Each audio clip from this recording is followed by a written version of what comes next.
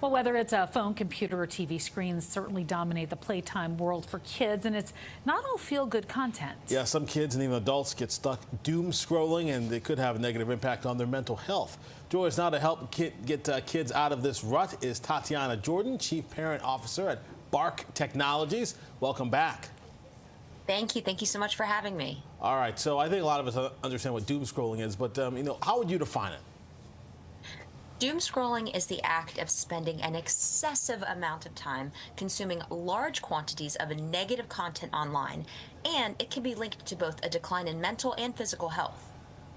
You know, I know as adults we do it. We tend to say, like, oh, I got to see what's going on out there, but kids get stuck doing that as well. How does that happen? Well, children's frontal lobes of their brains are not fully formed yet. And then you hand them a device that lights up and has sounds and is gamified. You know, it ties into their addictive pleasure centers of their brain. So it's really not a matter of why, but how could they not? Well, in reality is that these apps and these social media sites, I mean, they literally are designed to do this.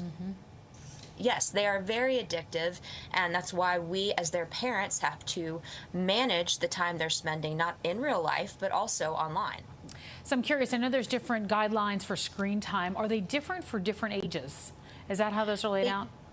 Yeah, they do differ by age, and what I will say before I give you those guidelines is that it's not so much about the quantity as it is about the quality. What are they consuming? That said, for ages 2 to 5, really no more than 1 hour per day. For ages 5 to 8, variations on a particular recommendation, but just make sure you're continually monitoring it and it's not overtaking their quality time outside, impacting their sleep, impacting their schoolwork. And then ages 9 and above, same with ages 5 to 8, but please have even more dialogue between parent and child about what they're consuming online. Yeah, and what are some of the risks associated with doom scrolling and excessive screen time? The risks will probably surprise many parents. They surprised me.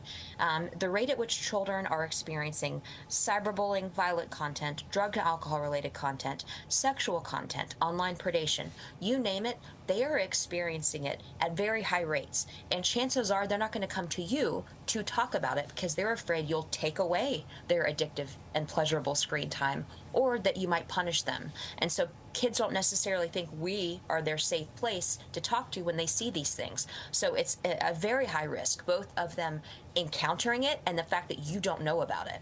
I feel like there are just screens everywhere. So how can parents reduce and monitor screen time without it turning into a daily battle? Great news is that there are built-in free parental controls that come with most screens that your children are consuming content in front of, whether it's Apple Family Sharing or Google Family Link, even gaming consoles and smart TVs. They all have screen time limits that you can set. On top of that, there's Bark Technologies that can help to alert you when your children have encountered problematic content, as well as help you with screen time and filtering. It's a layered approach, but you can't go it alone, and you can't just let your kids have screens without that monitoring and screen time. Good advice there. Well, hey, thank you so much for joining us today. Thank you for having me. And for more tips on keeping your kids safe online or cutting down screen time, you can go to bark.us.